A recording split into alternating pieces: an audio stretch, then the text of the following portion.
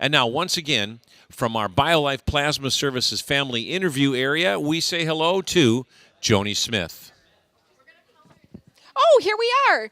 Sorry, I was talking. Isn't that something? Welcome to the 2016 Children's Miracle Network Radiothon. We're at Gunderson Health System in the lobby, and joining us, Laura is here, Sister Brittany is here, and most importantly, Sam is here. And you'll have to excuse me because that's what I was doing, Laura. I was talking to Sam about the cows that you have at your home. You live in Westby? Yes. And I said, Sam, how many cows? And he said, Mom. And so Mom answered the question. Yes, we have 100 cows. We milk 85 to 90 cows on a regular basis. So, but with all the dry cows and everything, it's over 100 actually now. So getting up early is probably nothing new to you. No, we get up at 4:30, quarter to 5. Well, we appreciate you coming in and bringing Sam with us and bringing Brittany with us. How does Sam's story begin? Well, 19 years ago, he was born with Down syndrome. I had a very normal pregnancy and delivery. In 2 hours after his birth, they suspected with his low muscle tone that he had Down syndrome. And do you remember when you first learned the news? yeah, I remember it. It was very traumatic. I was, shocked. Like I said, I had a normal labor and delivery and pregnancy and everything, and so kind of the world turned upside down. Is what I felt. When you got home, what happened?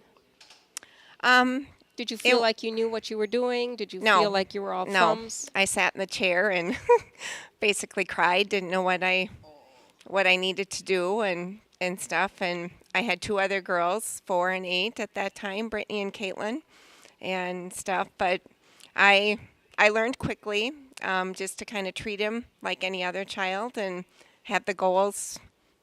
Set high goals for him. And that wasn't the end of his health challenges. You had more things happen? Right, yes. Things were going along real well, and he was in school. He was in 3rd grade, and that fall he started getting kind of weak on me, and Halloween of 2006, I took him in that particular day, and they sent us to Rochester, and he was diagnosed on November 1st with leukemia, ALL, and stuff. And then him and I spent 7 months in Rochester. He had pretty much every complication, side effect, not necessarily from the leukemia, but from all the treatments that he had. He had sepsis twice and was actually in an induced coma for 13 days to heal from the inside out. Sam, do you remember being sick? I don't know. Do you remember sometimes feeling like you wanted to go outside and play or do something and you just couldn't do it? Do you remember not feeling good? I got my dog. Do you feel better now? I got mad. You got mad? It made you mad? No, he had Max, his dog. Oh, you have Max. Your Max was the his dog. companion. Okay, yes. so Max stayed with you. Did that make you feel better? Yeah. So is Max still around? No, Max? actually, we just lost Max here probably a month ago. That hurts, doesn't Yeah. it, when you lose your buddy? I might get welcome dog. You think you'll get a different dog? Yeah, I might get welcome dog. He wants a raccoon dog. A raccoon dog. Yes. I would love to see a picture. 2 dog. Okay. All right. You know what? I have a picture of you right here, and it's you on a very special bike. Do you remember that bike? Do you have that bike? Yeah. Do you ride it? No. Oh, yes, you do. Yes, you do. Talking to him. Okay. Oh, okay. All right. Well, now, I've never seen a bike like this. I did some investigating because he was not strong enough to balance on a regular bicycle and stuff with training wheels and stuff. And, Sam is 19. So I did some research, and his physical therapist from school and his adaptive phys ed teacher helped me research. But this is from Freedom's Concept out of Canada is where we got this adaptive bike for him. Did Children's Miracle Network Hospital, have they been helping you along your challenge and your journey? They gave us money to purchase, to put towards his bike, adaptive bike, and we usually try in the summertime to try to ride on it at least once a day. Had your family heard of Children's Miracle Network hospitals before Yes. you started? Yes, actually when Sam was younger, when he was 2, Children's Miracle Network helped us with an adaptive car seat and an adaptive stroller at that point because he had the low muscle tone from the Down syndrome. And he wasn't quite strong enough to just sit in a regular car seat at that point. So then they helped us fund the car seat and the adaptive stroller. You know, it's amazing how many different businesses and people join together. We have GECU right here on the phone banks. Hello, phone bank volunteers. Hello there. We would love to get these phones ringing at 781-1477. We already have 3 calls. We were shooting for 5 or 6. Let's say 6. Yeah, let's do that. We're halfway there already. People are calling. You know why? Because they're listening to your story and they want to help. And they want to help other kids like you that need it. I think that's the whole idea. Right. Listen to those. Phone ring. The phone bank sponsored by the Blood Center of Wisconsin, 781-1477. Did you hear that noise? That was a phone ringing. Did that sound like a funny phone to you? Wasn't 2. Should we ring it again so you know what it sounds like? No. Wasn't 1. Wasn't 2. Oh, you think it's Lewison 1 and Lewison 2? Oh, okay. Oh, those are his buddies from school. They were his and they're going 2 to of be his calling paraprofessionals. in. Excellent. So you did a little networking. We have a little networker going on here. Well, excellent. That is good. You know, and then, so with the businesses like GECU helping out and also nationwide Ace Hardware, I understand that Sam works at Ace Hardware in Westby. Yes, he does. Mm-hmm. Sam, you're a working man. Yeah. Okay, so you graduated from high school. You're done with that, right? Maybe. Yep, maybe. Maybe you go back to school someday. But right now you're working at Ace Hardware a couple days a week.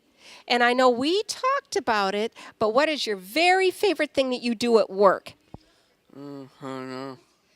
Well, we talked about a lot of things, but if your job goes well and you do everything on time like you're supposed to, you get to do the shredding. Yeah. Shredding is a fun thing, isn't it, for all of us? Congratulations, working man. Good for you. And excellent to have a partner like Ace Hardware, too. I know we're getting there with the phones because I can see this activity. If you look over your shoulder, Laura, look over your shoulder at the phone bank. Look what's happening over there. We're making them busy. It's 781-1477. We already have 4 calls. We're shooting for 2 more. I know we'll get them. You think we'll get them? Yeah, I need Wasn't 1 and Wasn't 2. You know what? I think what we'll do now, you have a real good buddy here. Well, you got lots of them. But, you know, a lot of times John Stevenson, he's on the air in the morning. By the way, GECU sponsors John's show. Well, he could hardly wait. And when he saw you come in with your mom and your sister this morning, he lit up like a Christmas tree. And I think I know why. See John standing over there? I think he wants to do something. What do you think he wants to do? What about? He wants to do Wipeout?